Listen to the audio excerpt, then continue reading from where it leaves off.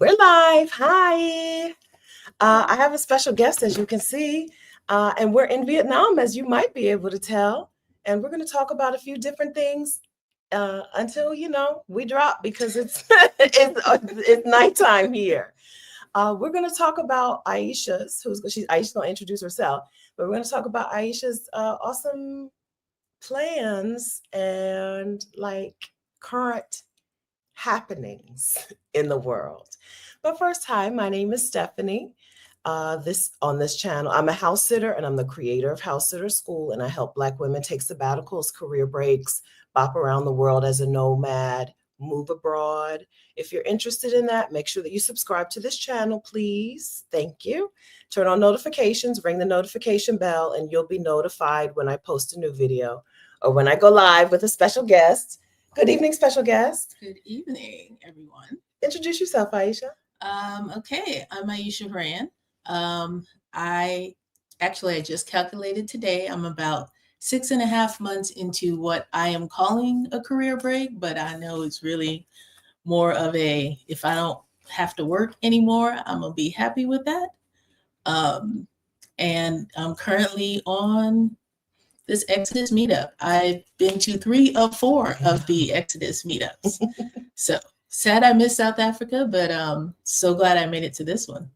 So that's what I'm doing right now. Yeah, I'm so glad too. Yeah, so you were with us in Cancun and Morocco, Marrakesh, Morocco. Yeah. All right, and now we're in South Africa, so you can tell us how things are different, and how things are the same too, if anybody wants to know. I mean, each place is different. Each, encounter, experience, country is different. But the meetup, the us part of it is always the same. It's just a lot of Black women loving on each other. A lot of the locals giving us the side eye, like, where'd all these Black people come from? But with love, not with like, what are y'all doing here? But more so like, wow, y'all came here? That's awesome. Yeah. So it's like a homecoming. There are definitely familiar faces from previous meetings, and for the folks that I still talk to online or on Facebook or in chats. So it's a lot of hugs and what have you been doing? Where are you going next? That sort of thing. So, yeah. Sometimes people call this a reunion, right? It feels like a family reunion. Like you're even for the people who are new, even the first timers. Yes. It feels like a reunion with friends, or family, time to catch up with everybody, chill, hang out with everybody. Yeah. There's definitely a lot more new faces for me this time around. I don't know if it was like that in South Africa, but a lot more new faces than familiar faces. But once you meet up, that they're not new anymore. I've hung out with people this trip more new people than people I've known from previous trips. Okay. So, yeah. Okay. Yeah. So we've got Queen of DC. Sean is here with us. Hey, Sean. Krishan from Blackset Global is here with us. Yeah, so we have some new faces. And I think the Rhonda who's here in the chat is Rhonda who's here with us. Yeah, so we have some new faces, new faces, new names, but good times. So I see Ilka's question, what do y'all do at the meetup? What are we doing, Aisha? What are we doing here? I mean, so this one was kind of an unofficial meetup from you guys, being that you guys didn't schedule any kind of activity other than, hey, let's all get together for drinks. But this one was more of different women in the community saying, I'm going to do this activity. I'm going to go on this tour. So there's some structured activities that different folks are doing on different days, whether it's just 2 people together or a group of 10 or 20 together. That's right. I did a walking food tour last night. It was 7 of us that dwindled to 5, and we were out there for like 4 hours. So there's that. And then there's just folks getting up in the morning and saying, hey, I'm going to go ride bikes. Anybody want to come? Hey, I'm going to this restaurant for brunch or for lunch, or what do you want to do for dinner? Or you just walk out your room and you walk down to the pool and folks are hanging out and you pull up a lounge chair and you hang. So it is as structured or as loose as you want it to be. And if you want to do nothing and just go lay on your veranda, you can go do that too. That's right. Yeah. So this time we didn't have any ticketed event, right? No ticketed event, no photographer, nothing formal. Everything this year was, hey, somebody in the group, not me and not Rashida, but somebody in the group saying, hey, I'm going to X thing on X date. Who wants to come with me? And it's worked out amazingly well. It's worked out amazingly well. It's always been like that. But normally we have something that we need to pay for and, get vendors for and all of that. This time we get to show up less stressed out. And everyone still has the same amount of awesome fun. Yeah.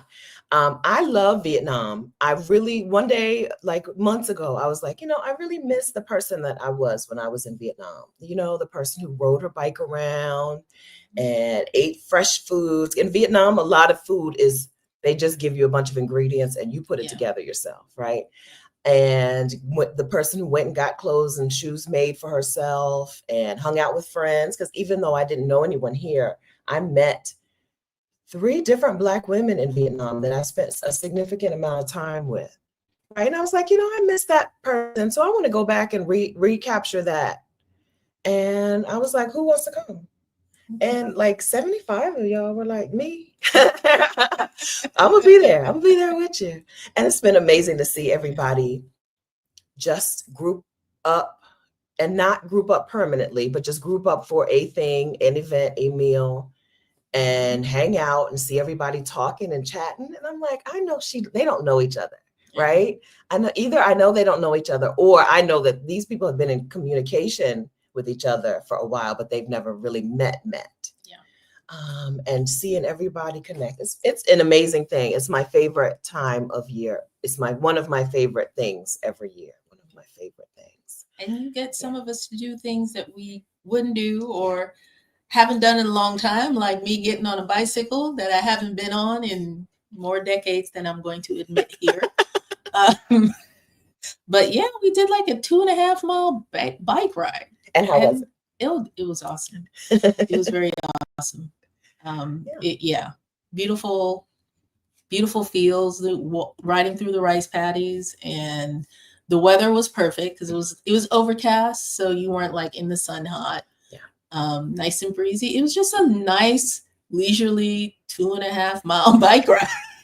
How do you know it's 2.5 miles? Because we were doing trekking. Oh, smart.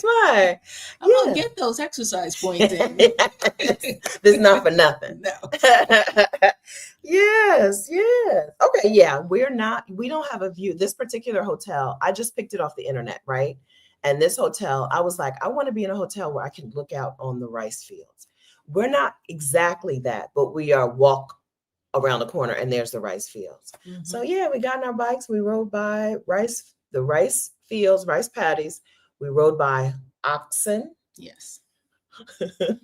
We rode by many a rooster, many a chicken. Yes.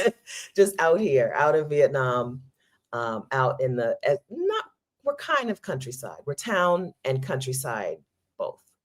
Yeah. It's been awesome. So that's what we do. We do whatever. We eat food.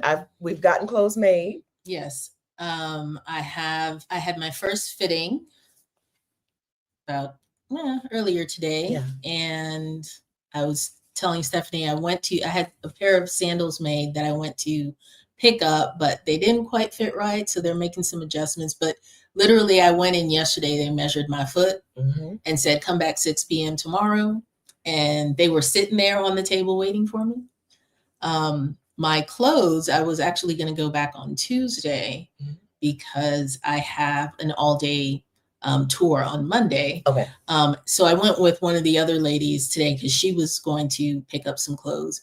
And the lady said, you had the 2 pantsuit, right? They're ready to go if you want to try them on. Yes.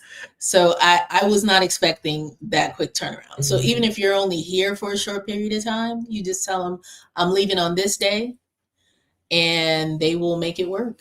They are super professional. Yes. And also Unprofessional. They're super professional. They know what they're doing. You tell them what you want, they make it. You put it on, they tell you what needs to be fixed, what needs to be altered. But they also be rubbing up on our booties. Are they rubbing up? Yeah. Oh, the ladies. Are they doing that in your shop? They didn't do that. Okay. That actually didn't happen to me with the dressing, but I had my massage today, and she was just so enamored with my hair and my braids, and she was just like, "Oh, so beautiful!" And flipped my hair up, and oh, love it. In our shop, the Vietnamese ladies, they be rubbing up on your booties. Even the women who are not getting clothes made, like she's not even getting a fitting. Why are you rubbing up on her? They do it. They do it. Yeah, but the stuff is good. So Teresa says Teresa is sabbatical life, and she's like, tell me the fabric has some stretch. I got stuff in linen. Yeah, I got linen or linen cotton mix because I got 2 pantsuit made, and they're very flowy on the bottom. And it was one of those things that I needed to get made because I can never buy something like that off the rack. Yeah. It either has to be really oversized so it'll pass the hips and the waist and the butt. But then I'm not top heavy. So but yeah, once you show them what you want, they'll tell you, well, this is better in this type of fabric versus that type of fabric. And then you just pick your color or your pattern or whatever it is you want.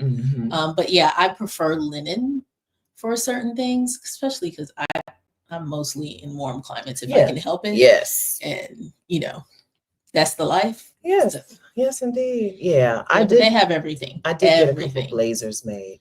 Yeah, I when I was trying my stuff on today, I noticed how many people were here to get fitted pants. I got flowy pants. I got 2 pairs of flowy pants so far, 2 skirts, 2 tops, and 2 blazers.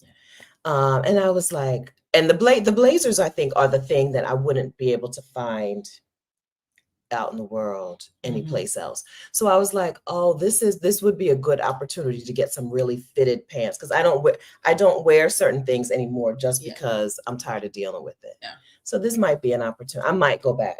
Now I did see a wool coat in another store when we were coming from the shoe store. That was so beautiful. It was this olive green. It had like an inside portion that was zipped and it buttoned and folded. And I really wanted that coat, but I don't want to have to need a coat. So I understand the struggle. I understand that because they look so good. I mean, it looked so good that I knew I would end up just looking at it in my closet. Yeah, but it was beautiful, and it was 100% wool. It was just so nice. I thought about getting a leather jacket made. I ain't gonna wear no leather jacket. But they're doing such good work. I thought about it, and there's a chance I will, but I don't think it's heavy. It's going to be heavy, and I don't want to pack it. See, now you're giving me more, because the wool coat wouldn't be that heavy. I have space in my suitcase. I could take it back. Okay, it would work. I just don't want to commit to winter clothing. Yeah. Hey, Amina. So you can get things made at any price point. So the shop that I went to to get most of my clothes made is the biggest shop around. It's the shop that the hotels recommended that we go to, but it's not cheap. The clothes are not, you're not looking at the price going, oh, this is so much cheaper than, right? No. It's like, I couldn't get this. It's priced like this is custom made for your body. And will last. And gonna last. That's right. Yeah. It's not fast fashion. No. So, which is why because I took them a picture of a dress as well. And it was a dress that I had bought off of Amazon. And again, I had to go up on size so it would flow in the bottom properly, but it's a little loose in the top. So I was like, well, maybe I can get them to make that for me. But for the price for that dress, it wouldn't have been worth it. Like worst case scenario, I get someone to take in the top for me and just get another one on Amazon. But I know for a fact I can't get jumpsuits off the rack. Right. So it was worth it for me to spend the money to get a couple of jumpsuits and have it look well and fit my body. Yeah. And because it's good quality material and sewn well, it will last. That's right. That's right. So yeah, Jazzy, I went to BB. Bebe is Bebe. Yes, Bebe. And the prices are not, it's not like, oh my gosh, can you believe I got this steal? It's, oh my gosh, I got this made for me, right? Which is why I feel like I should get something more fitted, because I got flowy. Yeah. I feel maybe I might need to add one more thing. I think I need to add another thing. And one thing that I wouldn't be able to get anywhere else. The stuff that I did get was because you just don't see linen in these colors. I got a beautiful orange linen dress, and an orange linen print 2-piece. But I do feel like I need something more fitted to me, that there's no other way I would have been able to get that thing. Well, I did add on, thanks to Miss Black's Global, who's trying on her clothes and came out in this flowy caftan dress, the two-toned. I think you know which one. I think she showed me the inspiration, but yes. I didn't see her fabric. Oh, it looks fabulous. And the colors were fabulous. And she looked fabulous in it. And I was like, I'm going to need one of those. We all getting that cap. So we all getting that cap. Yes, we're all getting that cap. Let me know. So that got added to my order. Okay. I did change up the colors a little bit. I kept one of her colors and I swapped out another. Okay. But yeah, it looked so nice. Okay, good. It looked really nice. If we're all getting that caftan, let me know. When we went to the sandals store, everybody got one of the same pairs of sandals. So if we all getting it, let me know. I want to be in the club. I want to be in the club. Okay, so let's talk about you. How are you even able to be in Vietnam right now instead of at a job and shoveling snow or whatever? Okay, well, like I said, I am officially on a career break. At least that's what I told the nosy people at my job when I quit. But yeah, my last day at work was July 31st, 2024. Ooh. July 31st. Yeah. So a little over 6 months, 6 months and a little bit. Yeah. The intent, well, let me take a step back. So some years back, I kind of ended up at the decision of, I did not want to be working a 40-hour job past 50. Okay. Like that was kind of just years of life kind of got me to that decision. Yeah. And I started kind of slowly making the steps that I needed to so that I could make that happen. Now, what I intended was to stop salaried work or 40-hour work, and then maybe either do like short-term contracts. So, maybe work 3 months and then be off, or do some consulting work or what have you. But the goal was I didn't want to have a full-time job past 50. Very cool. And part of that, what that was going to look like, because my mom, who's originally from Belize, she moved back a few years back because she's retired. And so there was always in the back of my mind, because I spent a good part of my childhood there as well. Oh. So for me, that was always the home. Okay. And because my mom always had property there, and I knew she always going to move back. Okay. My kind of somewhere in the back of my head was, if and when I retire, that'll probably be where I'll be. Oh. So my initial goal was, okay, if I do this kind of hybrid life after 50, I'll probably spend part of the year there. Okay. And then just come over here and work when I need to. Hybrid life. Yeah. So that was kind of the goal. Because at that point, my daughter was already in college when I kind of went through all this in my head. Okay. And it's just she and I. Immediate family. I have my brother, my nieces, my nephews, my mom, but it's just she and I. Okay. So that was the goal. And so 2018, 2019, that's kind of where I started working towards. And part of that was just starting to shrink my life. Yes. Reduce how I was living, how much living was costing me, really starting to prioritize saving and debt reduction and having a nest egg. And that was what I was doing. until COVID hit. Mm-hmm. And COVID was kind of a mixed blessing. Okay. Part of it was, thankfully, my company didn't really go through layoffs, not really badly. So, you know, there was those of us who were like, well, at least I have a job. Yeah. So that's awesome. I could work from home. So that was awesome, which was great for me in the middle of winter because I hate having to get up in wintertime when it's dark outside and driving to work. And by the time you come home, it's still dark outside and you just, yeah. So I was thriving those first couple months of COVID because I was nesting in my house. Yeah. Where it was nice and warm. I'm burning my candles. I'm baking my muffins. And, you know, I was doing the thing. Uh-huh. And still working. But then, you know, real life comes back. The work ramps up. We started doing more, but it's still post-COVID. So there's but we're not hiring nobody. Right. But your team's not getting any bigger. The work is. And that really started taking a toll. So the same time this is happening, my mom is getting settled in Belize, and you know, I'm trying to help her figure out Social Security and how does she do that being in another country and all this stuff. So I'm on the internet, doing what I do. And I stumbled across, I don't know if you remember this older couple, they were in, they weren't in Chapala. But Fred, I want to say Fred and Ginger, but it's Fred and, what's her name? She had the red hair with the glasses. Older white couple. Okay. It'll come to me at some point. Okay. But they were in Mexico. Okay. They're in Huatulco. I don't know where that is. Okay. They're in Huatulco. And they were both retired senior citizens, but they were living kind of an everyday living locally. And so they were doing some of those things about like how to take out money, how to do the bank thing and whatever. So I was watching that for my mom.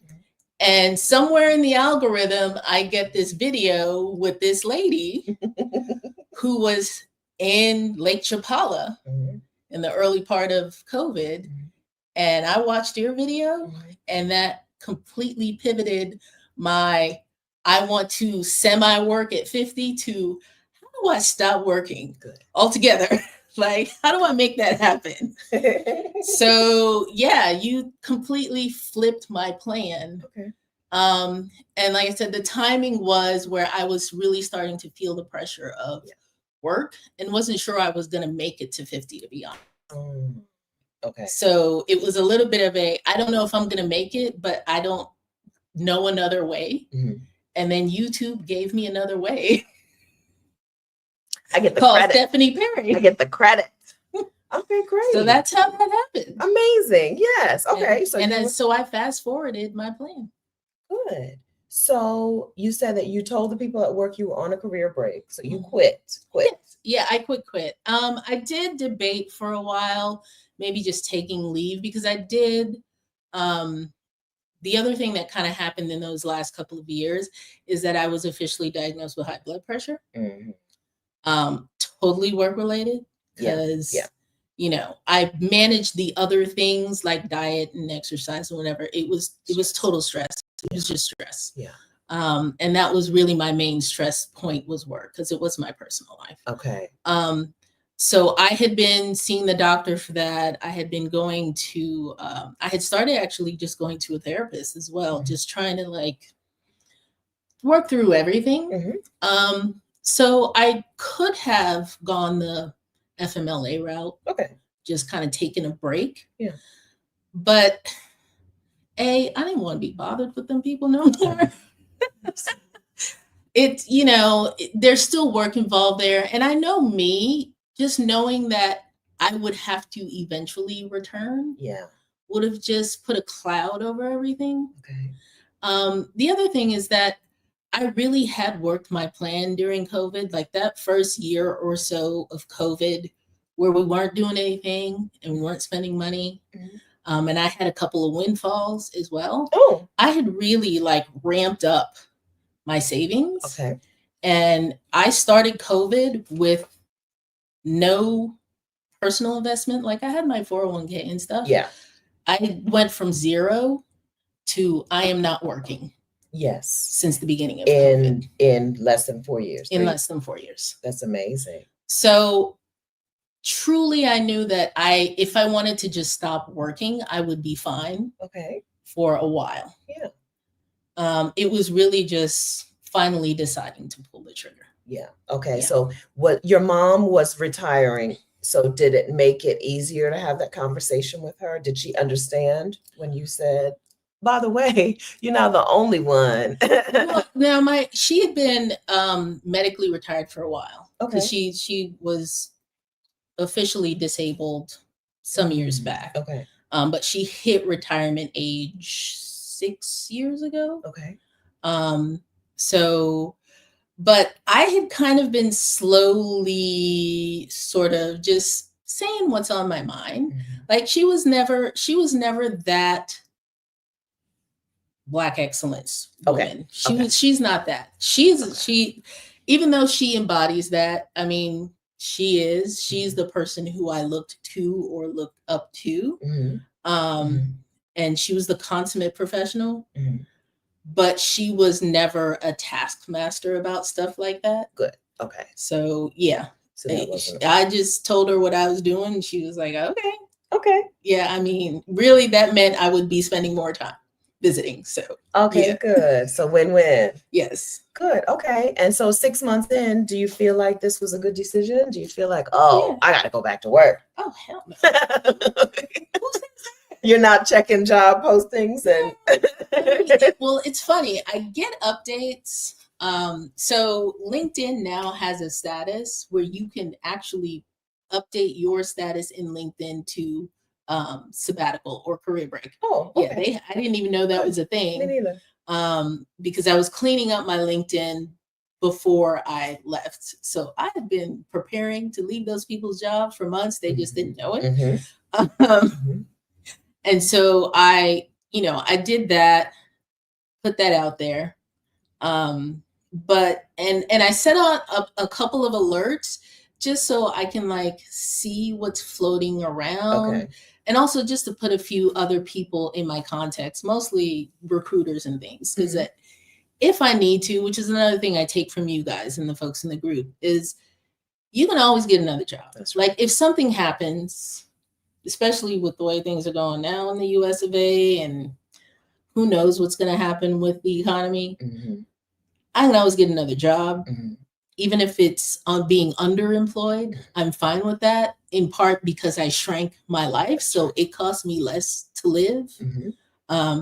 So I have some alerts turned on.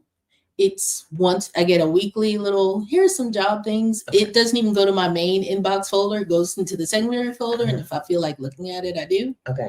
But that's about it. Okay. Yeah. What does shrink your life look like in practice? Shrink my life started with kind of a mixture of cutting out expenses, unnecessary things, getting rid of debt. I mean, I've been debt-free for some years, and not consuming. Okay. Like this buying clothes, this trip is probably the first time I've actively bought clothes for myself in years. Okay. Outside of like, if I have to go somewhere and do something and I specifically need something to put on. I've never been a shopper per se, but everybody has their thing. Yes. Right. Yes. I just do less of that. I did a lot of minimizing around my home, which is where I discovered I had an entire Bath and Body workshop in my own house because I had bottles and bottles and containers. Like I didn't have to buy soap and lotion for like a year because I had so much sitting around my house that I didn't even know I had. So it was really just taking stock of everything, using what I have, not spending unnecessary money, saving, investing, and letting the folks in my life know that that's what I'm doing. Okay. I don't need that. And did you stayed in the same home? Oh, yes. So that's another one where life kind of worked in my favor in the long run. So I live in Metro Atlanta. I'm in a townhouse. I moved into my house mid-2000, something like that. thinking, doing the thing we all do. Oh, this is going to be my starter house, because I relocated to Atlanta from New York. This is going to be my starter house. In a couple of years, we'll move into the next house, because my daughter was still young then. And then the housing crash happened. Okay. So, nobody was moving at that point. And by the time everything kind of turned around and I got back some equity in my home, my daughter was already heading to high school. And so it was like, well, there's no point. Like, she's been in the same school district this whole time. We're not going to move. And then once she was off to college, that's when my brain had already pivoted to, I don't think I want to stay here anymore anyway. I'm probably not going to be living here much longer. So, okay. So yeah. Good. So it's just kind of I've been in the same house. One of the good things that I did when I bought was I bought a house I could afford to begin with. So even when the market turned, I could still afford my mortgage without any issues. And I had a low interest. And I've just ridden out my house. Okay, good. Yeah, just never moved. Good. Yeah, there are a lot of women in the community who their home has been a stressful point, right? So I'm glad to hear that your home it's taking care of itself, right? Okay, good. Yeah. And now let's talk about Belize. Have you heard me talk about Belize on the internet?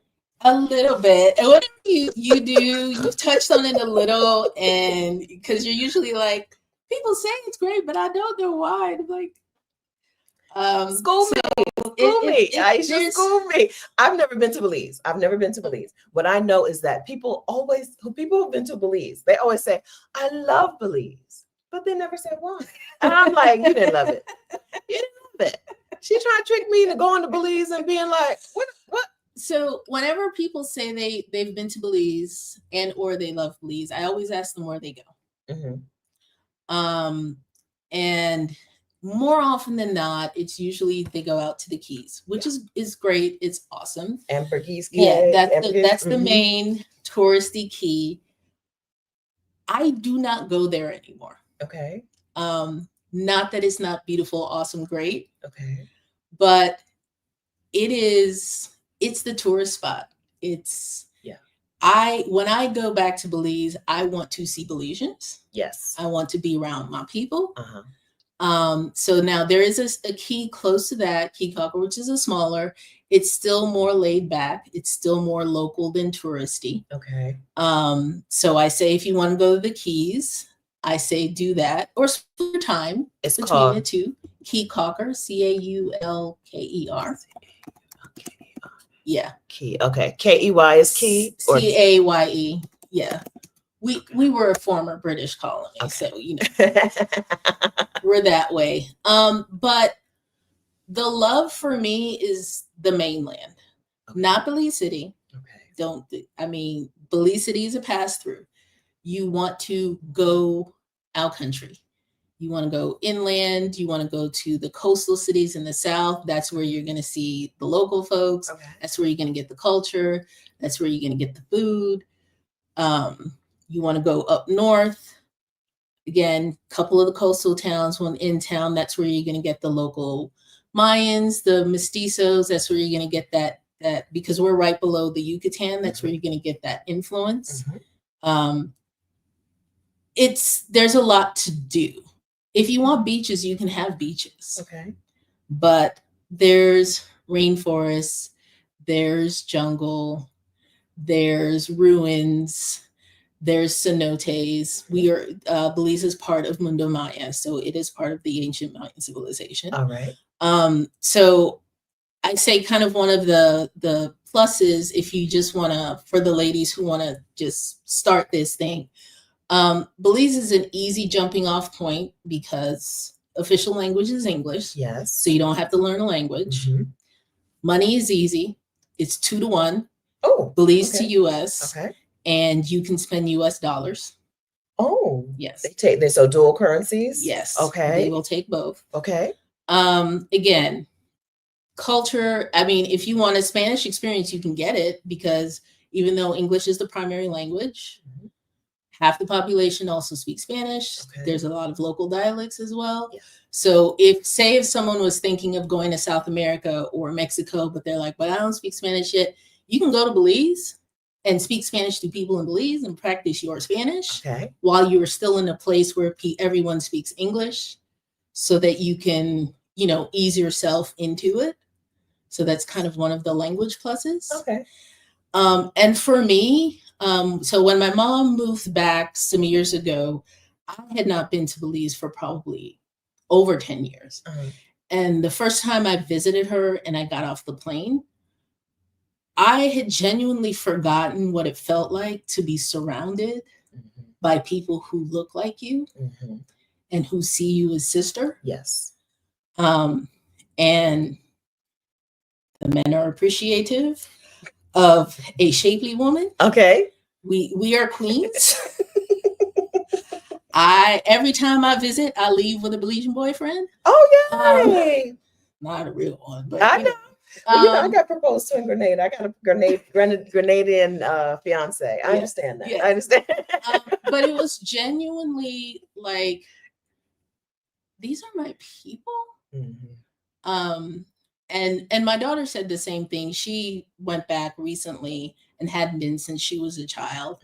And she was like, they look like me and we look like them. Yes. It's like, yes. And especially living in Atlanta, where, yes, it is Black Mecca. But one, I'm out in the burbs, so it's a little bit different. But for me, the part of the feeling home that I was missing was the cultural part of it, the Caribbean Latin part of it, which was something that I had in New York. Yes. But not so much where I live in Atlanta. There are pockets in Metro Atlanta where, you're going to see your Caribbean people and your Latin people. But so I didn't even realize I was missing that, which is another thing that I love about this group. It's that sisterhood. Yeah. It's that you don't have to say all the words and I know what you mean and you know what I mean, Yes. And we need that, whether that's your country, your neighborhood, your family, your language, whatever that is, we need that as humans. Yes. Yeah. We are often, even in Black places, we're often in places where we can't be our whole selves. Yeah. So, and when you do find that, it feels like amazing, and also makes you realize what you're missing. Yes. We don't know that we're missing, like you said, we don't know we're missing it until we have it. You're like, oh, yes, that's what this feels like. So I think when people say they love Belize, is because that is the feeling that the locals extend to you, even if you are not Belizean. Okay. That is just the thing, because we're a tiny country. Yeah. And we are such a mixed people. I don't think there's something else I don't think people realize, because 15 years ago, people didn't even know where Belize was. Right. No. And so if you said where, because it was in Central America, people thought we were Spanish. It's like, some of us are, but, yes. But not. Or they're like, oh, you guys speak English? Yes, we were the only British colony surrounded by Spanish colonies, which is why we're English speaking. But because we are so tiny, we're very mixed together group of people. Okay. And so there is I don't want to say no, but there is a lot less us them. Okay. It's Belizeans, regardless of what you look like. Okay. I want to ask two different questions. And then what about color? Is there a lot of color? So I found in the Caribbean, now it's not like I've ever lived in the Caribbean, but I've spent time in the Caribbean in the last few years. And I found less colorism than I would have expected. So Belize is weird because It was up until recently. We were a colony until 1981. Like, I remember independence. Like, so Wow. some of that is politics. Independence was supposed to happen back in the 50s when a lot of the Caribbean countries were getting their independence, and Belize got delayed because of a land dispute with Guatemala and Spain. Okay. Whole thing. So fast forward 30 years. But Belize was very British in that it was a lot of who's your family? Okay. Where do you rank from a class perspective? Classist. Okay. And so from that perspective, you could be high class and Black, low class and mestizo, or anywhere in between. It really is. Belize thrives on nepotism more than anything else. Okay. Yeah. It is who you know. Okay.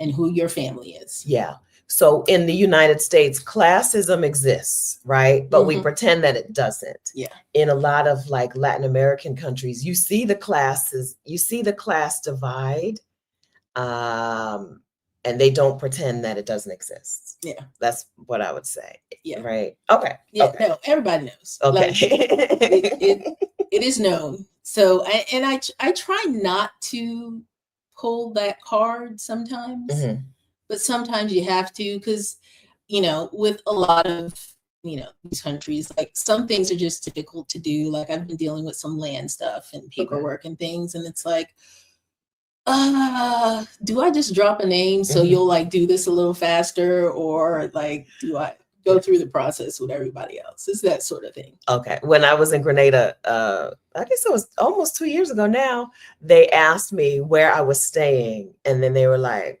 to each other when I was coming through immigration. And they were like, whose house is that? I was like, this is a tiny place. Yes. Where my mom lives in her neighborhood, they don't know her address by the street name. Okay. It is by so-and-so's house. That's how you know where to go. And that is everywhere. Okay. Do you have citizenship in Belize? I do. Cool. I have dual citizenship. Yeah. Okay. Good news. Yeah. All right. A lot of people do you know about this? Is it one generation? Do you know the rupense for people who are not born in Belize? It is up to grandparent. Okay. So you just have to have one up to a parent or a grandparent. And then, yeah. Good. Do your paperwork. So if your parent or grandparent was born in Belize, go on and get your stuff. Okay. Get your citizenship. So I actually had someone ask me about that recently, happenstance. And I was talking her through it. And I was like, should I do a little something and like walk folks through what if they want to get their Belizean citizenships for the ones who are over here and don't know? So I've been toying with doing that if I wanted to like drop a little blog or something, just kind of. That would be very helping the Americans over here trying to get their citizenship, especially in this current political climate. Repatriation is a thing, right? Yes. A lot of people are like, forget y'all. Y'all are on your own. I'm going back. Yeah. There are, I know. So Mocha Moselle is one of the founders of Black Expats and Repats in Jamaica. And then Jamila White is, her group is Barbados. I can't remember the name, but it's Barbados, right? A lot of people repatriating to Barbados. So it would be very helpful if you would create something. Now, I also know that right now you're on a break. Yes. But it can be something small. It doesn't have to be a big thing. I think I've hit the point in my break where I'm like, I can now think about what's next. Okay. It's taken a while to get here. Yeah. Because I had to just breathe. Yeah. For quite a while. Yeah. But I'm thinking through the what's next. And this conversation has come up a couple of times. Okay. To where I'm like, I'll just write this down for somebody. Okay. Yeah. I'm going to turn the air off while I'm doing that. Can you tell us what has your day, when you're not hanging out with me in Vietnam, what does your career break / sabbatical / retirement day or week look like? So the last couple months have been a little atypical, because my mom has traveled up, and she was stateside with me. Okay. Because she comes up once or twice a year, does her doctor's appointment, does some things, and she actually had a little surgery. Mm-hmm. So she was recovering with me. Okay. So that kind of changed up what it looked like and kind of kept me at home for a while. Okay. But when I first took off, it was leading into my birthday. My birthday's in September. So I had already had a trip planned to like bop around Europe for about a month. So I did that. And then once I got home, it was kind of just figuring out a new routine. Okay. For a while. It took me a while to not have my body on a work schedule. Right. And once I did that, what my day looks like now is I wake up when I wake up. Mm-hmm. I sit in my kitchen. I drink my coffee. My cat is now on my new schedule, so she'll come in, I'll feed her and what have you. Mm-hmm. And it really is a day-to-day. There are definitely some days where I might have an appointment or something that I specifically have to do, and then I'll work backwards from there. Okay. But there have been some days where I don't leave my house for a couple of days. And part of that is because I spent that time during COVID really making my home a nest. Mm-hmm. Like I redid my whole bedroom in colors that I love, got a new bed, got a comfy mattress. I have an array of candle scents for whatever my mood is. Yeah. If I feel like cooking, I cook. If I don't, it's what am I going to pick up? Am I taking myself to lunch or am I ordering in? My day is based on my mood and whether or not I actually have something that I have to like know what date and time it is. Yeah. Yeah. So now I actually do keep a calendar. Okay. Because if I don't, I will forget I was supposed to do something. Because I genuinely don't know what day it is on most days. Yeah. I love that. I love that. That's one of my favorite. That's when you've gotten to the point of settling into this new life. When you don't know what day it is, you don't know what date it is, then you're like free from the work week. That traditional work week really has like dictated our lives for almost all of our lives. When did you start working? I officially started working and paying bills so I graduated high school when I was 16. Oh. And I took, not intentionally, but I ended up taking a semester off to work and save money to start paying tuition that following fall. Yeah. And I have not stopped working since. And then I became a mom and then officially a single mom. And that's been my life since I was 16. Yeah. Yeah. So when that's like my little test. If you know what day it is all the time, then you probably haven't really settled into this new life yet. Because once you're in here, I don't know. I don't know. None whatsoever. I know Saturday. Every time I look up, it's Thursday. Is that the day is there a day for you? And you're like, it's usually towards the end of the week. But now the other thing that has been wonderful with having my time is I can do things like spend 2 months at home with my mom and help her recover from surgery. Yeah. I can take my daughter on a trip for her birthday and spoil her. And it wasn't even I can't get the time off. It's can you get the time off from work so I can treat you to your birthday? It's just I can do whatever. If my pockets are good with it, then I'm good with it. You're free. Yeah. Yeah.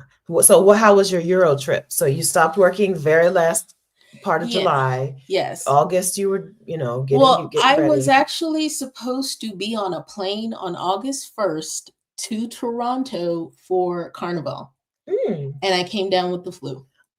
Oh no. Yeah. In the summer? Yeah.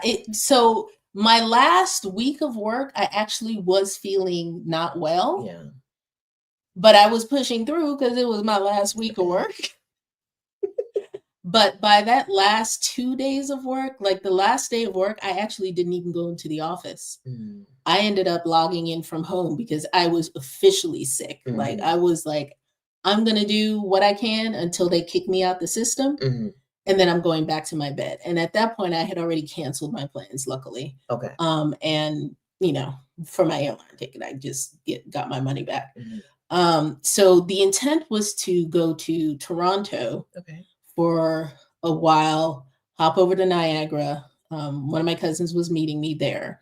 And then I was going to have the little break and then head over to Europe in September. Okay. But that didn't work out. But the flip side of that was I was laying in bed sick, but also it occurred to me like, I am not here thinking about work. Like, because for a lot of us, like you don't take that sick day. You don't take the sick time because you know the work is going to be waiting for you. Like you can't even recover and take care of yourself because you're still stressing about what's not getting done. And I literally was laying there feeling like a dog, but was happy because I didn't have to go to work when it was all said and done.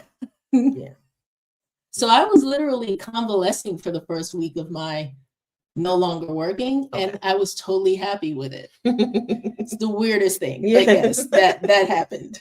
Okay. So where did we go in Europe? I went to London, Brussels, Amsterdam, and Lisbon.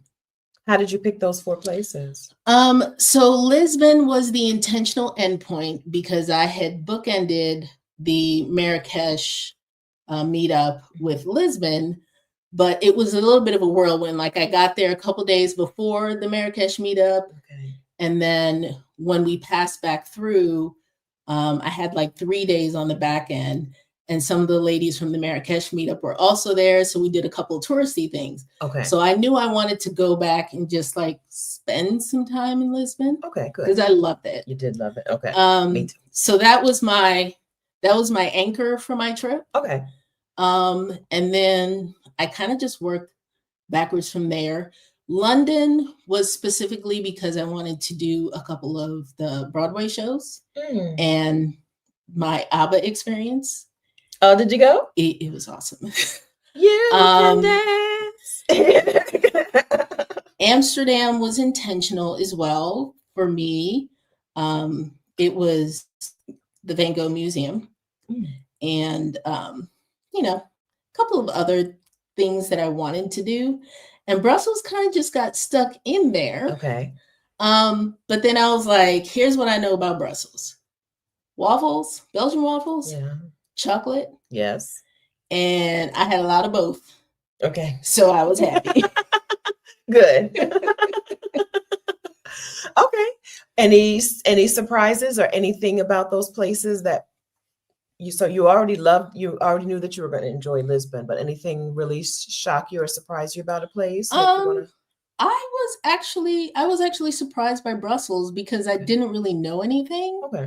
And I definitely will return with a more like intentional. I want to take a more intentional trip to Belgium. There's more to see? There are definitely things I didn't see because I didn't know what I was looking for. Yeah, me neither. And where I stayed was a little outside of the city center. It was still a nice little area. But like I had to hoof it back and forth to the things to see. And coming out of London, I wasn't at my best. Like just for flitting around. So I would definitely want to spend a little bit more time there. I mean, London was London. I always like London. But it was a theater trip for me. Like that was an intentional, like I had my shows already like booked. I was like, so I did 3 shows in 5 days or 4 days. London's a great city. It's just expensive. You get what you pay for. And London's is like, you're going to pay to stay here. Yes. Yeah. So, but Brussels surprised me. So I definitely want to go back and spend some more time. Good. And Amsterdam, I actually was supposed to meet up with someone in Amsterdam, and we didn't get to do that. So some of what I thought we were going to do, I didn't do that. But so I'd go back. And then what about this trip? Did you fly straight to Vietnam? Are you hanging out in Southeast Asia? What's happening? Yes. So I flew straight to Vietnam, but I am going to Bangkok after this. Good. Yeah. So I'm going to be in Thailand for about a week. Okay. And then I'm heading back stateside. Will this be your first time in Thailand? Yes. This is my first time in Southeast Asia. So I mean, I will definitely have to do a next longer trip where I can slow travel. Yeah. But yeah. Okay. Yeah. Good. So I think Southeast Asia is not the easiest region to move to. Vietnam doesn't have like a welcoming visa situation for residency even. It was hard enough to get a tourist visa. Girl, so many of us were sweating it out. Like, I got to head to the airport and my visa's not here yet. Yeah. So it's not the easiest region to move to, except for the Philippines, I think, has an easy process, and maybe some other place. But it is a wonderful place to spend a whole lot of time if you're okay going from country to country, right? It's wonderful. The cost of living, the weather, the people, the food. It's Southeast Asia is worth the time and effort that it takes to get here. It takes time and money to get to this area. But once you're here, I can't imagine someone not liking there's nobody who wouldn't like anything in Southeast Asia. Yeah. Even if Vietnam isn't for you, you probably will love Thailand. Even if Thailand isn't for you, you probably will be really happy in Indonesia or Cambodia or Sri Lanka or somewhere. So yeah, I think it's worth a good block of time. I really loved traveling around this area for a year. I loved that. And it was a good amount of time. Yeah. You definitely want the time, especially if you're going to get on a 15+ hour flight. You don't want to have to do a turnaround on that too soon. No. So no, but we have some people who are still making their way here for the meetup. I'm like, I hope she's staying. I hope this isn't a get here on the 24th and leave on the 28th experience. Yeah, nice enough says Thailand has my name on it. Yeah, so things change and rules change. So even though I've said some places in Southeast Asia might not be the easiest places to move to, things keep changing. But even if you can't live here permanent, even if you can't move here, I think most people would enjoy spending some time around in this area. Yeah, and it definitely is affordable. So like if you need a way to kind of balance out your budget. So like so I booked where we're staying, like as soon as you said this is what you were doing, I went ahead and I was able to get a pretty decent deal for like 9 days. Yeah. Which isn't bad. But I also looked at some other places as well. But so like if you I need to soften my budget this month until next month, it is very doable. Now, my Bangkok portion of the trip is my splurge portion. Are you balling out? Okay. Okay, good. But I'm also taking advantage of some points and credits and things. Yeah. So like, do what you got to do. But yeah, I've been peeping my Grab prices and food prices and my car prices. And I'm like, I'm spending $2 on a ride and $3 on a meal. Grab is like their Uber. And just today I was like, wait a minute. Normally I would be like, well, if I'm going into town, I'm gonna go into town, do everything I need. I'm not coming back in town for 3-4 days. But I'll be like, well, I might come back just to go to the ATM because I forgot to get some cash, right? And I was like, I have no problem getting in the car, going into town, using the ATM, coming back out here. Yeah. It's And really all that nice. is $4. It's really nice. Yeah. And then the food prices are kind of like almost double what I remember from 6 years ago. Like what used to be 80,000 dong on a menu is 160,000 dong on a menu. And still we're like, I'll take two. Mm-hmm. Yeah. Because when you do that math, it's like, wait, that's $5. $5, Okay. $6. Yeah. I want two. I want two. Yes. Appetizer, 3 drinks, right? Yeah. Dinner, dessert, give it all to me. Yeah, it's still reasonably priced, even though prices are higher. Inflation has hit us all, but prices are good here. Yeah, if you can find a place to stay, your day-to-day will cost you nothing. That's right. That's right. Okay. I was going to tell you something about money. I don't remember something. Yeah, things are good here. This is even a place in Vietnam. You can trust a $12 hotel room. What I remember from 2016 is my budget every day for accommodation was $16, which is why in most parts of Southeast Asia, I stayed in dorm rooms and hostels. But in Vietnam, I got whole hotel rooms for $16. Now, this was 2016 dollars. But maybe I'll go with 24. You can trust a $24 hotel room in Vietnam, and they're going to give you good service. Here, we're getting good service.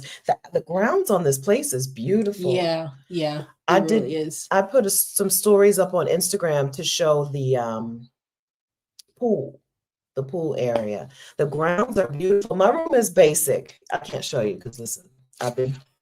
Okay. Stuff is everywhere. Okay. I did some shopping. I got 150 suitcases. Okay. I got stuff everywhere. But the grounds are really, really beautiful. And the service is good. Vietnam is a place where you want to be in a hotel. I think I told everybody, I was like, there are Airbnbs, but in Vietnam, you want to be in a hotel. You want service. You want breakfast. You want a spa. Oh, yes. Yeah, you want service in Vietnam. So speaking of spa, how was the spa today? Oh, it was glorious. She saw me when I walked out the spa. I was floating. I was noodly. I needed that.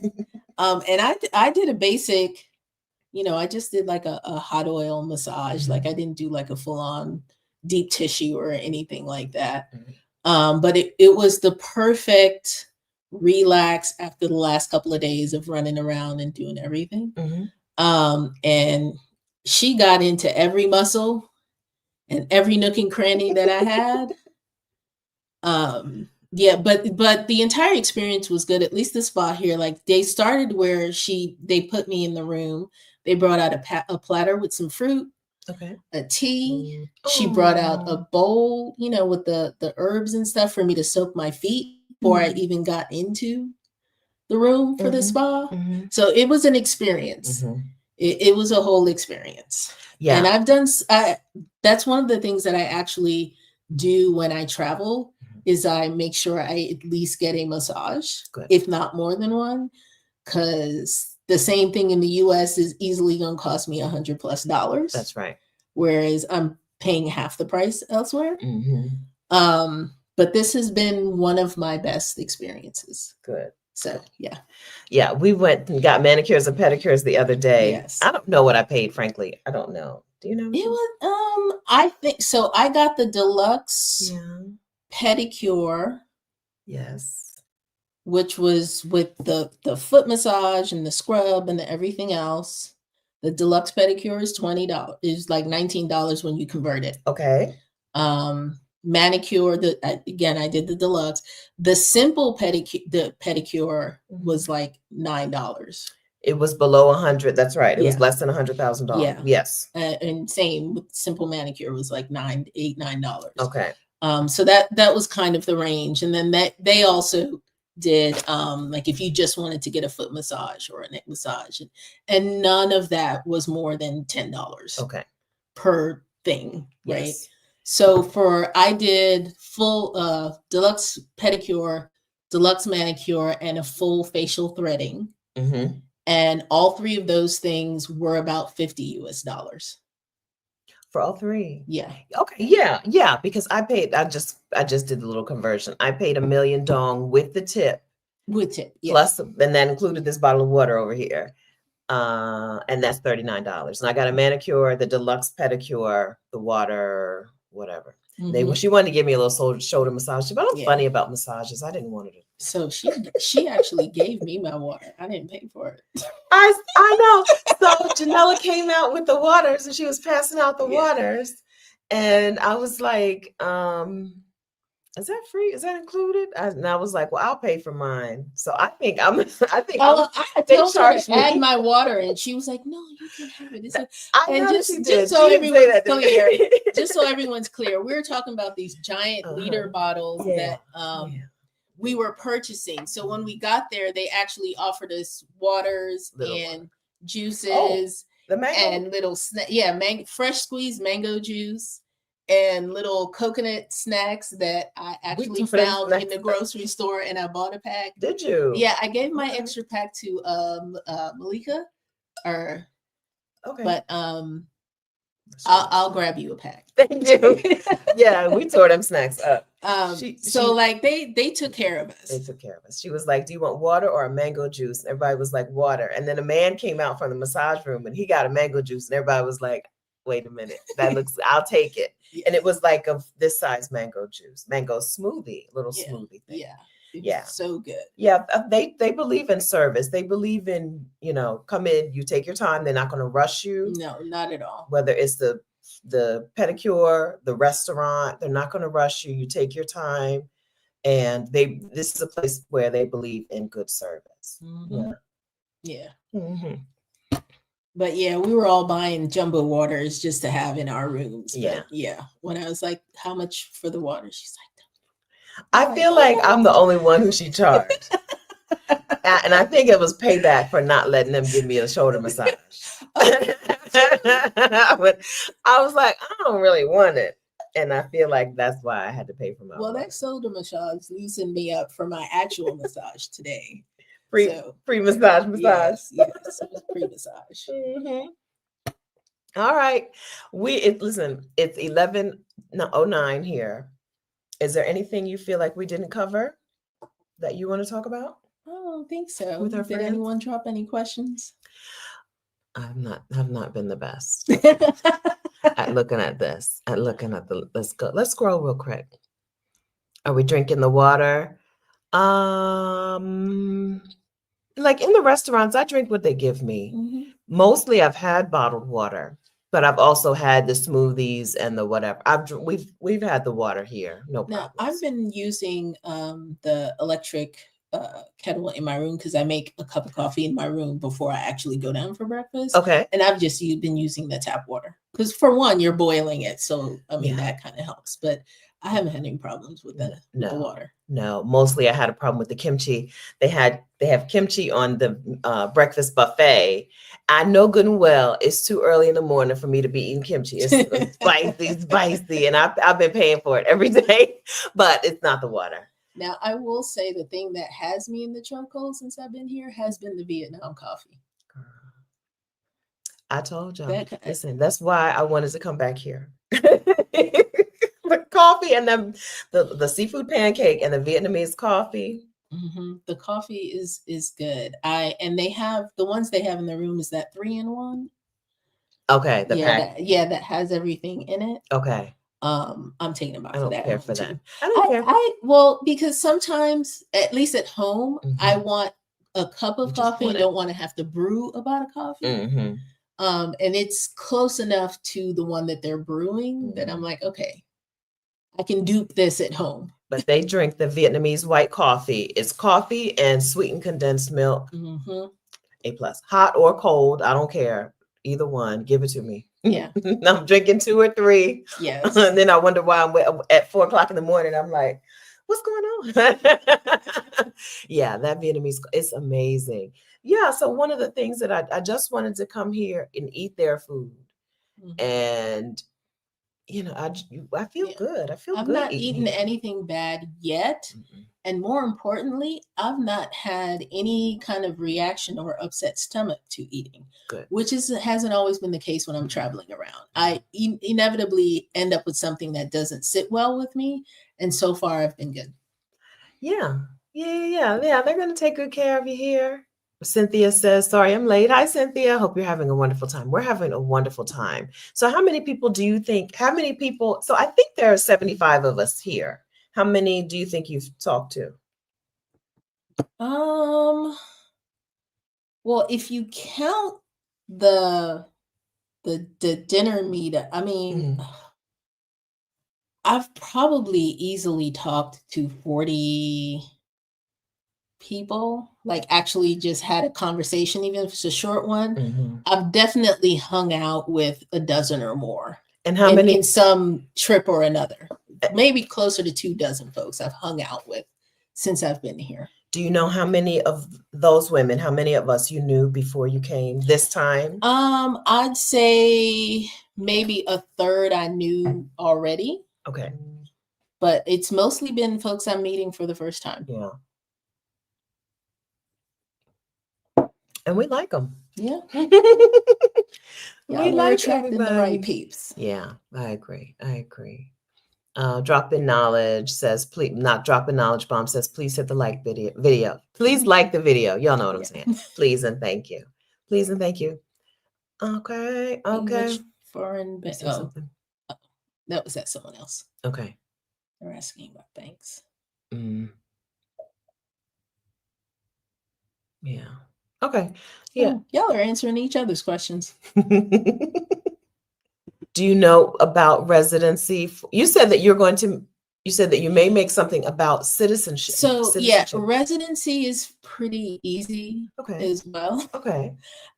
It just may take a while, and while you're waiting, because Belize is visa on entry, and the max is 30 days. So once you hit day 31, you need to get, basically day 30, you need to get that extension. And each extension you're paying. Okay. I don't want to misspeak on how much it is, but it is, you're paying that money every 30 days until your residency comes in.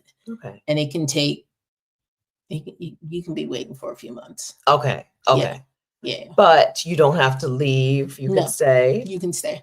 Okay. That's as long as you show up every month and pay the extension until your residency comes through. Yeah. So getting residency is not difficult. The income thresholds I don't think are too bad. It's definitely easier for someone who's retired. Like it's definitely, it's definitely catered to retirees, but also if you have some money, a little bit of money to live off of, if you are not an official retiree, that I think that works as well. Good. Okay. So it's not difficult. It doesn't require a lot. And you're not committed to stay in the country. Like in Portugal, for example, you have to be for a certain amount of time. Belize is similar to Mexico. Once you get it, you don't have to stay. Oh, good. Okay. But that's good news. I do know it takes a while to come through, because that's one of the main things that people complain about, is that they're having to go every 30 days and pay that money. Okay. I saw a question, but I don't think I hit the star on it. Can you tell us if you've spent any time in the Yucatan in Mexico? Can you compare Belize to that area, like Merida or Cancun? So for the place that I've spent the most time in the UK, so I've been to Cancun a few times. Okay. Both from the US as well as from Belize, because that's a vacation spot for Belizeans. Okay. You drive up or fly up if you feel like it. Okay. But the place I've spent the most time is actually the town that's right across from Belize, which is Chetumal, which is actually the capital of the Yucatan. Okay. And I mean, the question was, what's the difference between the two? Like, I don't know if she meant financially, but like, you can just tell us, like, do you feel any similarities? Yes. So the two northern, so the district that borders the Yucatan in Belize and the district right next to it are the closest in feeling to Mexico. And what I mean by that is that's where most of the higher population of mestizos are. That's where you're going to hear more Spanish being spoken. That's where the architecture is a little bit more Spanish influenced. And a lot of kind of the day-to-day living structure looks very similar to what it's like in Mexico. Now, some of that is throughout Belize, but that's where you're going to feel it the most, where like you sort of feel like you might still be in Mexico, but everybody's speaking English. And there are more brown faces. Yeah. Thank you. Rashida has a good question. Is Aisha sharing more information about residency in Belize in Exodus ASAP during residency month? I'm not in the ASAP. Would she like me to be? Yeah. So we sent you an invitation to join to be a what's it called? It's 11 o'clock. To be an alumni person. If that invitation has gone out in recent days, I have not looked at an email or anything. It was either yesterday or today. It was very recent. Yeah. Then sure. Thanks for that. Thank you. Yeah, Exodus ASAP is our membership for Black women who are ready to get their peace out protocol together, right? Who are ready to plan their exodus. We have some women who've already taken their exodus. So Black women who are already either on sabbatical or are living nomadically or have moved abroad to a specific location. And we've asked some of our alumni, some of the women, to come into the membership and share some stuff. Residency month is March. So speaking of Mexico, residency month is March. And for residency month, I myself personally, Stephanie, am going to Mexico to get residency through regularization. And I'm taking some women from ASAP with me. We're going to caravan from San Diego to Tijuana and get residency over the course of 8 days. Mexico has a regularization process. If you visited Mexico between, I believe it's 2019 and 2023. If you visited Mexico between 2019 and 2023, you're eligible for residency if you return to Mexico and get and overstay your tourist visa one time, right? So I'm going back and crossing the border by land so that I only get a 7-day tourist visa, which means I only need 8 days to qualify for residency. Whereas if I flew, because I visited Mexico back in that previous block of time, if I were to fly into Mexico, I would need to stay 180 days, more than 180 days. But because I'm crossing by land, I only need 8 days or more. So some women inside of Exodus ASAP are going to caravan together from Southern California into Tijuana. We're going to stay in the area. We're going to go a little further south of Tijuana, stay for 8 days, go get our residency through regularization. This process does not require you to show income verification.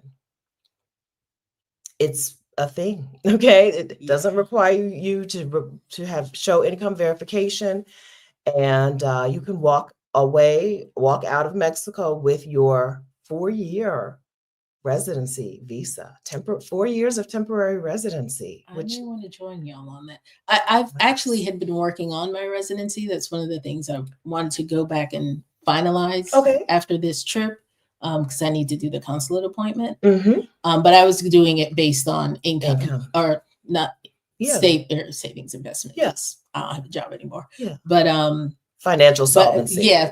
Financial solvency. But I am seriously thinking about doing that route. Listen, it seems if I can make the dates work, because I've been in that time period. I know I've been to Mexico at least twice.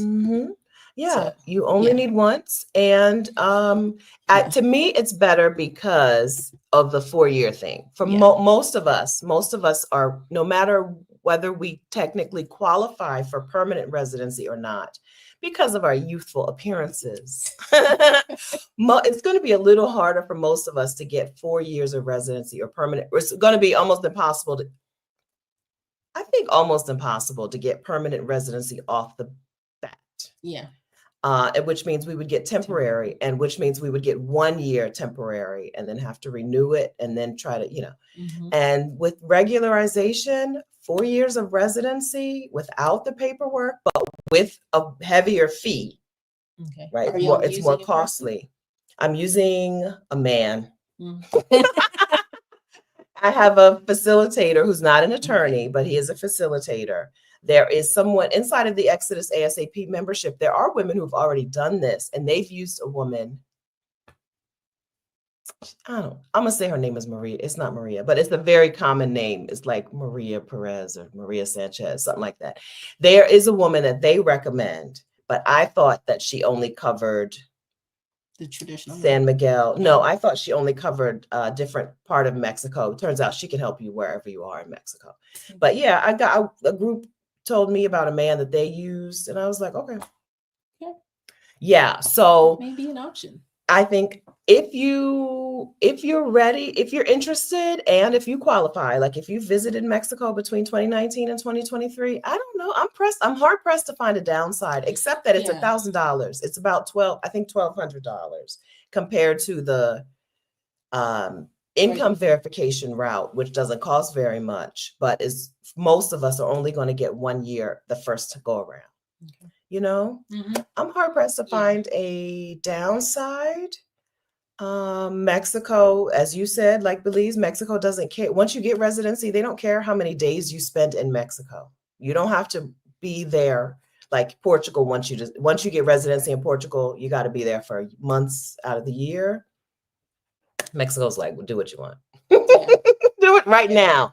Right now, they're like, do what you want unless things change. And the more options we can have, the better. Even though I have dual citizenship, Mexico was always another option that I intended to get, in part because I'm right there on that border, and because I do travel back and forth between Belize and Mexico anyway.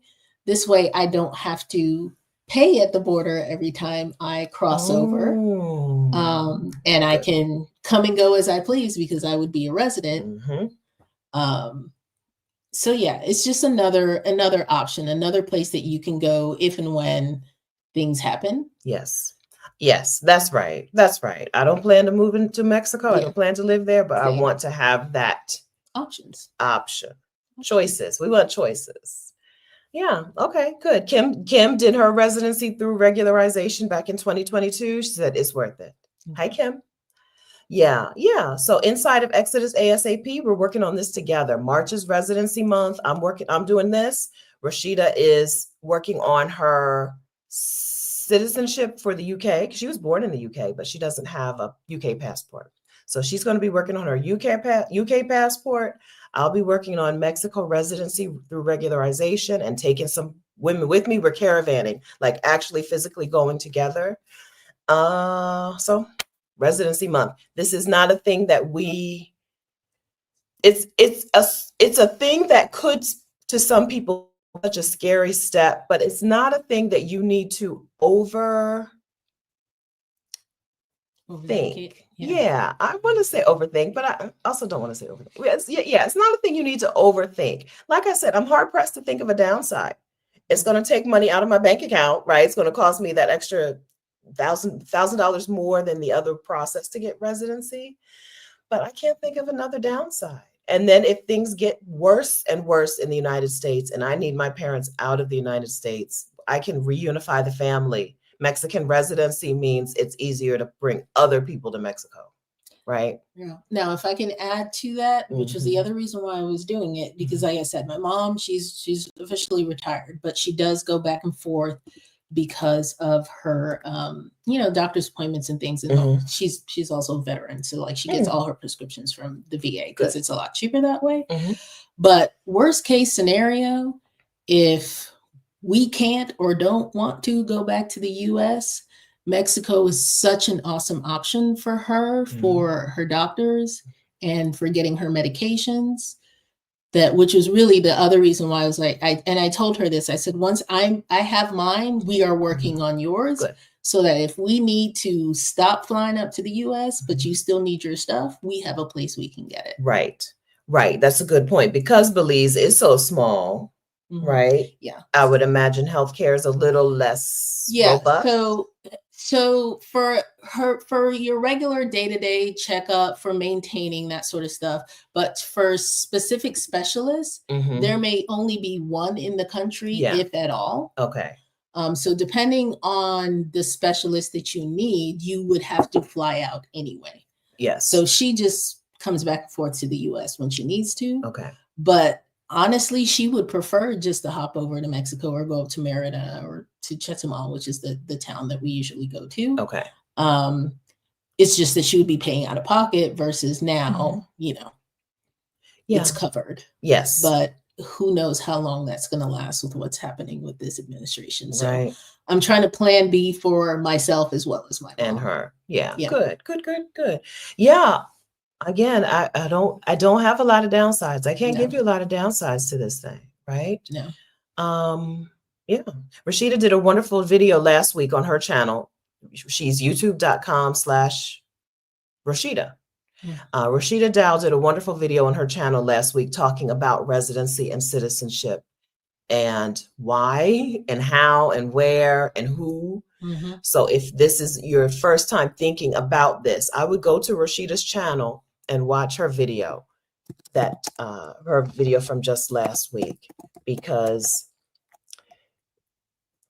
she talked about being a person who was not born in the US, but is now a naturalized citizen and feeling like that is at risk.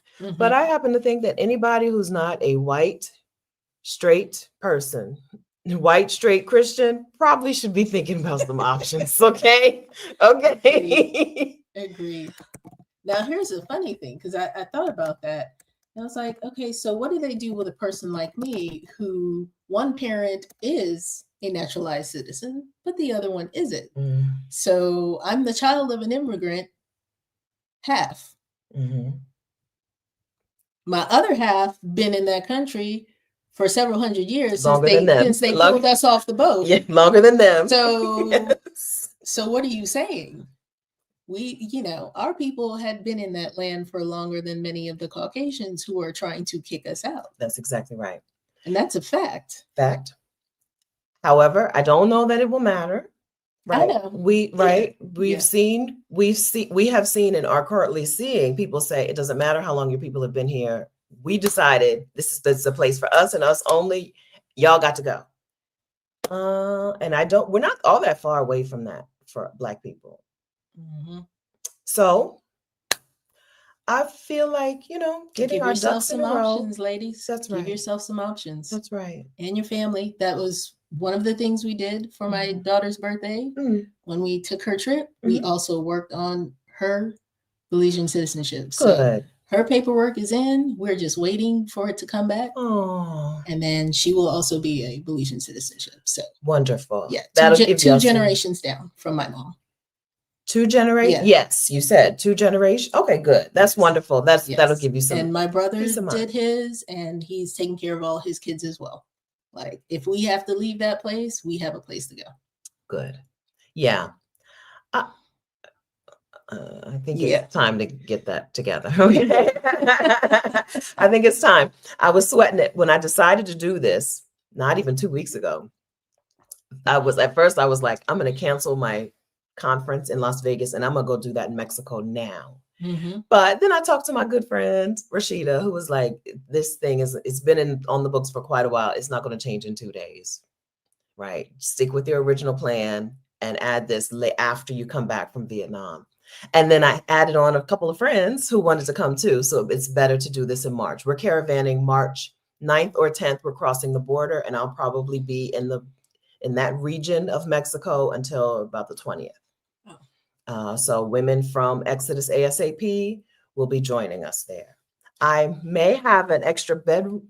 I don't know. I can't say that on YouTube. Scratch that. I can't put that. Get inside of Exodus ASAP. Get inside of the membership, and you'll find out some information. Okay, Aisha, I am interested in Belize. Do you have a YouTube channel? I do not, ma'am. I do not. So I actually technically started a blog did one post, which was not about Belize. It was just a little, my intent was to start kind of jotting some things down, kind of do a little, soft landing tips and tricks type of thing. Nice. But this was right after I had stopped working. And I quickly realized that I just wasn't in the headspace for it. I am in a better headspace now. So I've kind of been ruminating on that for the last couple of weeks of like, I think I could dedicate some time to doing something. I don't know that I'm, even though I'm here on your channel, I don't know that I'm comfortable actually doing a YouTube channel. I know you're going to tell me that's what you have your challenge for. No. So here's what I'm going to say. Here's what I'm going to say about this. If you don't want to start a business thing, right? Then I would just create a place where you can send people who have questions. Yes. And a blog post is fine. Or it could be some YouTube videos. It could be some YouTube videos that aren't even public. It's not a bad idea. Because there are a couple of things that are worth videoing. Okay. Because definitely last time I was there, I was like, I could walk my mom's neighborhood. Like, it's just to kind of show people what it looks like to live there outside of the Keys and the tourist area. But it wasn't worth a YouTube channel for that. It's just, where would I put this video? But you make sense. I can put it on the blog. Yeah, you can do it private or unlisted and just give it to people as needed. One day you may want to do it out in the world and make it public, but you don't have to start it out in the world and make it public. If you're not, what happens is sometimes we start things on a level 10 when a 4 is fine, right? Do a level 4, do the easiest thing. One day you may want to do something more 10, a YouTube channel, a whole business where you help people navigate this thing, and you may never, right? You don't need it. The money is there. You may never. So I have no problem with you saying, I'm taken care of financially, and I'm not starting a business. Thank you. But it would be nice to have a place where you have a little bit of info. I'm a blog post or two, some YouTube videos. That's enough. Okay. It's enough. It is definitely, I have definitely been thinking about it, in part because I have gotten questions. And I was like, are there enough people that are interested? And part of the reason is, if you actually try to search for folks on YouTube, you'll get a lot of white folks, a lot of young folks, or a lot of people who are really just giving you information on how to snatch up real estate in Belize. Yes. And we're not about that colonization life. Okay. So at least I am not. No. Now, if you want to become a resident and live there and put you up a house, that's very different than, I want to go and snatch up real estate and throw up some Airbnbs and like make my money. You're not going to get that advice from me. You're just not. Or me. Yeah. But that's not how I roll. But if you want to make a life there, I can help you out with that. Great. Now, y'all plug your ears for a second. Do you want to give out Instagram handle? The answer can be no. Yes. Okay. Yeah, that's fine. Okay. Yes, you can follow me on Instagram. There are videos of me and my family in Belize. Okay. This is your Instagram? Yes. Okay.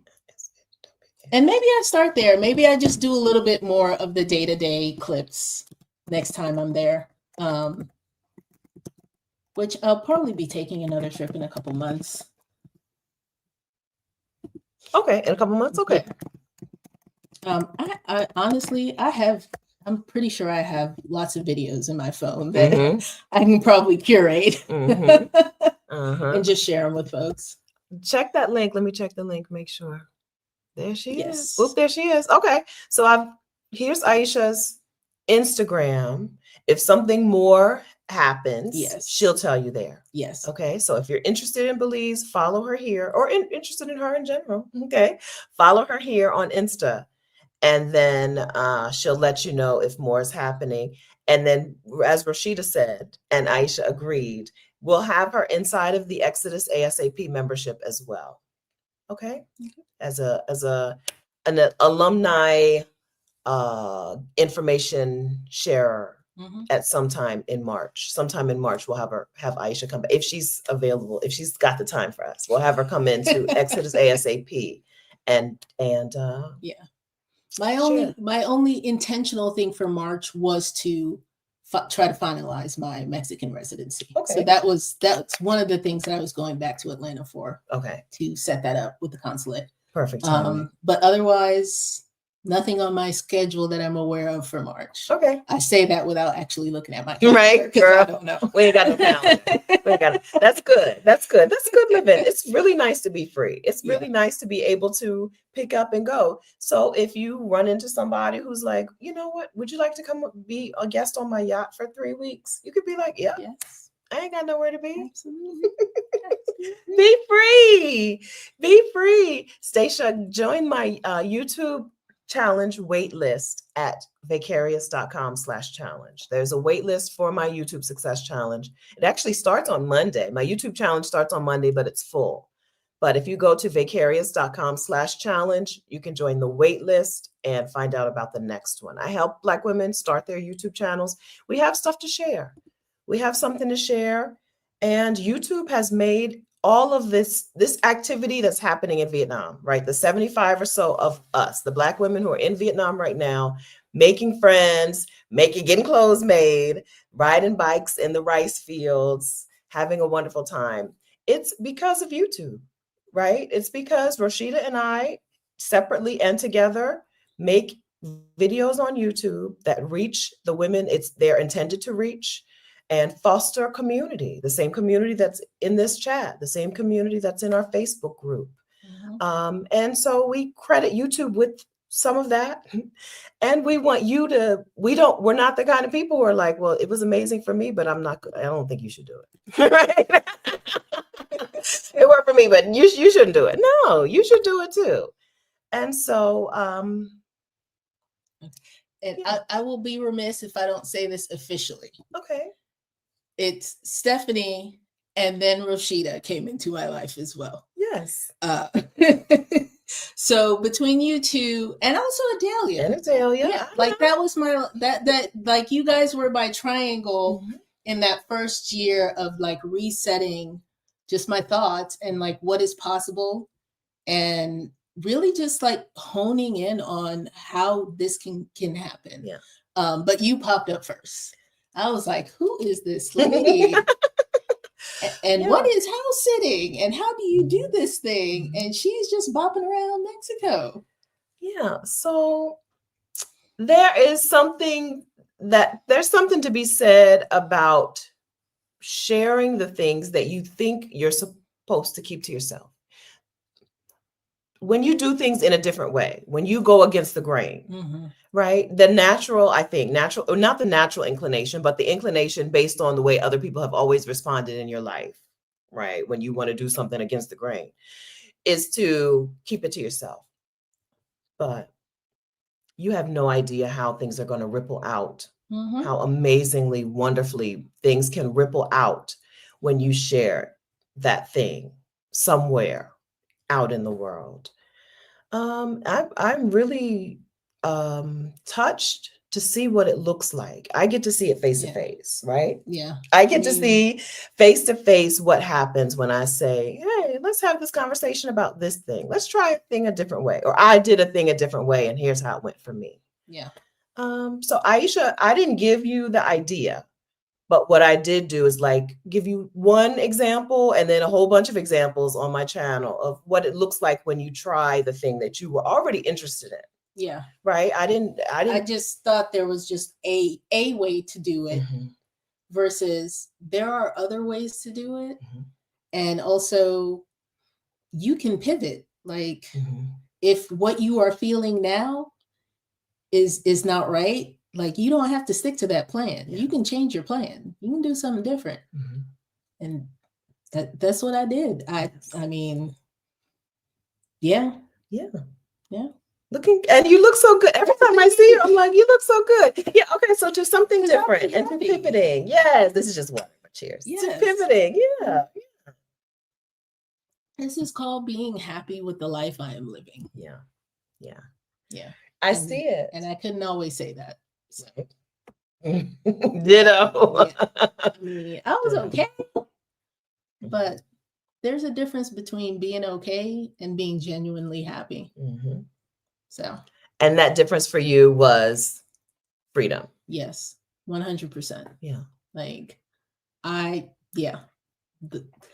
don't care about that stuff y'all care about no more. Just don't. And it doesn't make me a bad person. I think that's the thing. It's you guys say this all the time. Americans are so tied to what they do and how they look and how they present and the things they have. And as a person, I've never been a materialistic person, but I've learned that I still was doing some of the things. Yeah. I still was playing the game, even though I didn't think I was as much. And I just don't care. Yeah. Yeah. That's the thing. It's really, we're all, as long as we stay in there, as long as we stay in that place, we're all actively participating in that game, whether we want to or not. As long as we're there, we're all participating. Unless you're like off the grid, out in the, don't say jungle, we want jungle. You're out in the country somewhere. You're probably also playing into that game, even if you think you're not. Yeah. It's amazing to just pick yourself up out of it. Yeah. And it took that first trip back to Belize after so many years to break my brain. Like in that 2018 timeframe, that was what broke my brain. It was realizing as I'm looking around at friends and family and just people I'm encountering that they had so much less than I and were leading genuinely healthy, happy lives. I'm like, I make too much money and have too much to not be happy in my life. Like, this is a disservice to whatever you believe in, whether it's a disservice to God, disservice to Mother Nature, the earth, what we were put here for us to have so much and be so unhappy and ungrateful and unsatisfied and not living our lives. Like, our lives are to live.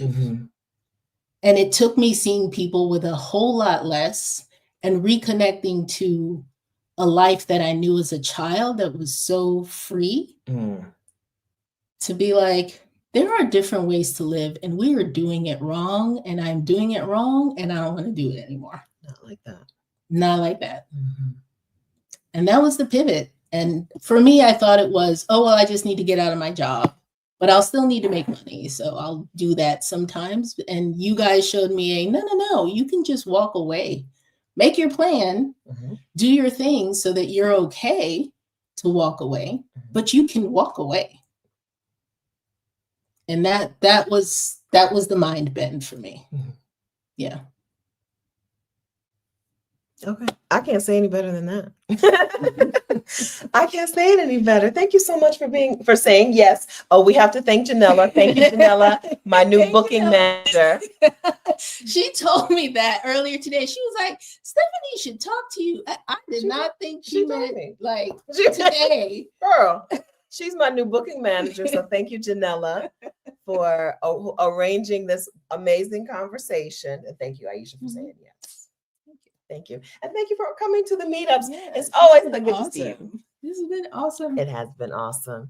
Thank you so much, friends. I'll link to Aisha's Instagram in the description of the video. I'll link to Exodus ASAP and the Exodus Summit community as well. If you're not in our community already, I don't know what you're waiting for. It's free, okay? And this meetup was free. We didn't charge any money because, we didn't plan anything. So next time we get together, you can be here with us too. It won't be here, but somewhere. I saw one quick question someone asked about being able to find a church. Oh, in Belize? You go find a church. In Belize? You gonna find a church. Okay. Don't worry about that. Okay. You'll be all right. Okay. Good. Okay. So maybe I can stop talking bad. I haven't talked bad about Belize, but I haven't talked don't know good. what you don't know. I haven't talked good about Belize. For a lot of folks, they don't know what they don't know because they know the tourist spot and that's about it. That's right. I would like people to know the Belize that I know. Good. Yeah. Okay. I can't wait for you to show us a little bit more. Okay. Thank you, friends. Have a wonderful day. It's bedtime here. Yeah, I'm going to sleep. Listen, it's been a long day. Thank you so much for joining in and being so wonderful in the chat, in the community. We'll see you again very soon. Bye. Okay. I hope you like